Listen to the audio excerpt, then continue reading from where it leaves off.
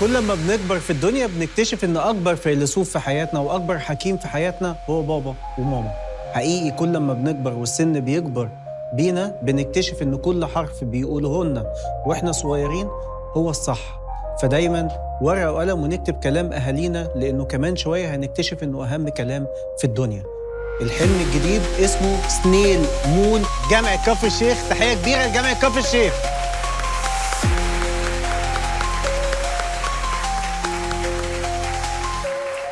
اتفضل.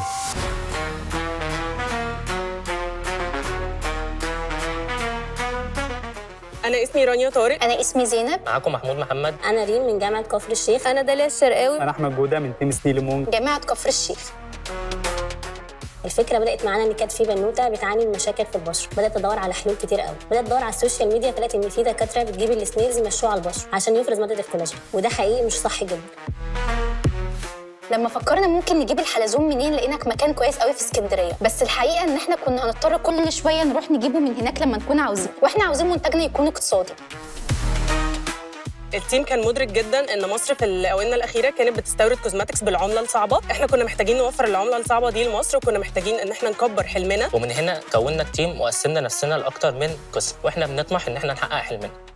فاحنا كتيم سنيل مون جبنا لها الحل، ان احنا جبنا الماده اللي الناس كتير بتدور عليها وهي الكولاجين، وحطيناها في المنتجات بتاعتنا، كمان حطينا لها مواد طبيعيه عشان تعزز من قيمه المنتج بتاعنا. الحقيقة إن إحنا واجهتنا مشاكل كتير عشان في الأول نبدأ إن إحنا نوصل للكائن اللي هنستخرج منه المادة اللي هتفيد البشرة جدا. على الرغم من إصرارنا وعزيمتنا وثقتنا في نفسنا إلا إن إحنا توصلنا لكائن متخصص وسبيسيفيك للمادة اللي إحنا عايزينها في المنتج بتاعنا. فجربنا ان احنا نربيه ونفرخه عندنا عشان يبقى عندنا مصدر دائم للحلزون، وبالفعل نجحنا. وكمان 5 سنين بالظبط دول اوروبا بدل ما احنا اللي بنستورد منتجاتنا من عندهم هم اللي هيجوا يستوردوها من عندنا، وان احنا نسيب بصمه سواء في السوق المصري او في السوق العالمي، وبنتمنى ان شاء الله ان احنا نكسب ونحقق الحلم ده. مساء الخير، انا اسمي زينب، عندي 22 سنه وطالبين اسك 1,700,000 جنيه. الحقيقة لما كلنا كنا بنشوف المنظر ده دايما كنا بنستغرب جدا، بس دايما الغريب هو اللي بيكون وليد الابتكار. من هنا بقى بدأنا نبحث واكتشفنا مشكلة كبيرة قوي. السائل اللي بيفرزه الحلزون على الجلد بيسبب التهابات وحساسية لما بيكون ماشي عليه بشكل مباشر. ده غير اصلا ان مفيش اساس علمي بيوجد ان الحلزون بيفرز مادة الكولاجين. ده غير ان سعر الجلسة الواحدة فيه بتوصل فوق ال 500 جنيه، والحقيقة ان الموضوع ده مش اقتصادي خالص. من هنا بقى جالنا الحل اللي قدمه تيم سنيل مون. احنا في البداية استهدفنا محافظة كفر الشيخ اللي اجمالي الاشخاص فيها بيوصل ل 3.5 مليون شخص. هنتارجت منهم الناس اللي بيهتموا بالمواد الطبيعيه بنسبه 75%، وهنتارجت منهم الناس اللي من عمر 16 لحد 45 سنه، والحقيقه دول بنسبه 40%، وهنتارجت منهم الناس اللي بيهتموا بالبشره والشعر ودول بنسبه 90%. فاجمالي الاشخاص اللي هنتارجتهم في المحافظه هم مليون شخص. شركتنا بتقدم 3 منتجات. بتقدم مرطب بسعر 150 جنيه اللي مش بس بيعمل على ترطيب البشره، لا ده كمان بيقلل وبيحمي من التجاعيد. وكمان بتقدم سيرم للشعر بسعر 230 جنيه اللي مش بس بيعمل على ترطيب الشعر، لا ده كمان بيعمل على نمو وبيحمي ويدعم صحه فروه الراس. شركتنا كمان بتقدم مرهم للحروق بسعر 190 جنيه اللي مش بس بيعمل على التئام الحروق والجروح، لا ده كمان مضاد للبكتيريا ومضاد للفطريات. والحقيقه ان المرهم اتعمل له تجربه معمليه على الفئران واثبت كفاءته انه بيعالج الحروق من الدرجه الاولى. فرصة دخولنا السوق هتكون فرصة قوية جدا، لأن احنا بنقدم منتج مماثل للمنتج المستورد ولكن بسعر محلي. احنا في البداية استخدمنا السوشيال ميديا عشان نقدر نعرف الناس على شركتنا ومنتجاتنا، والحقيقة ده نوع الماركت الأونلاين. احنا كمان ناويين ندخل الماركت الأوفلاين من خلال ان احنا نعمل تصاريح للمنتجات بتاعتنا فننشرها في الصيدليات، نستخدم الميديكال ريب عشان يعملوا لنا ماركتنج ليها، وكمان نعمل موقع لينا عشان نقدر ننشر المنتجات عليه، ونستخدم الانفلونسر عشان يعملوا لنا ماركت للمنتجات بتاعتنا. احنا عملنا دراسه تسويقيه، فكان اجمالي الفيكسد كوست ما يقارب ال 700,000 جنيه، والفاريبل كوست كان ما يقارب ال 15,000 جنيه.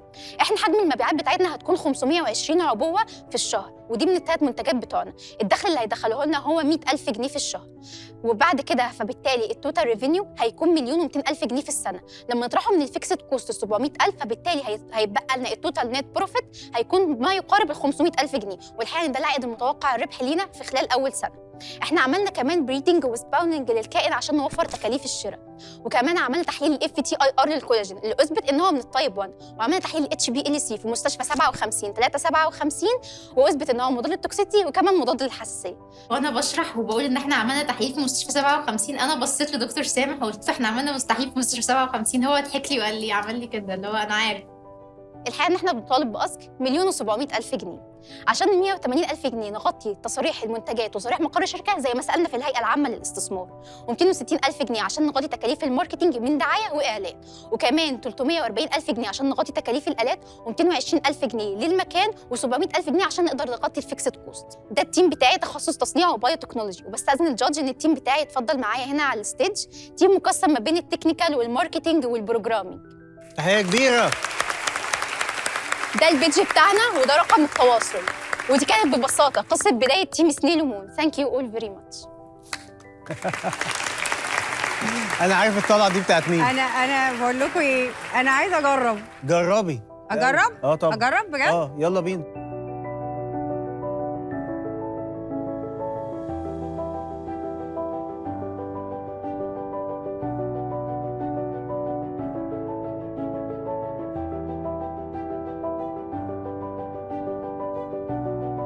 على فكره هو حلو، يعني ككريم حلو جدا، طري بيمتص بسرعه، الايفكت بتاعته حلو، ريحته حلوه.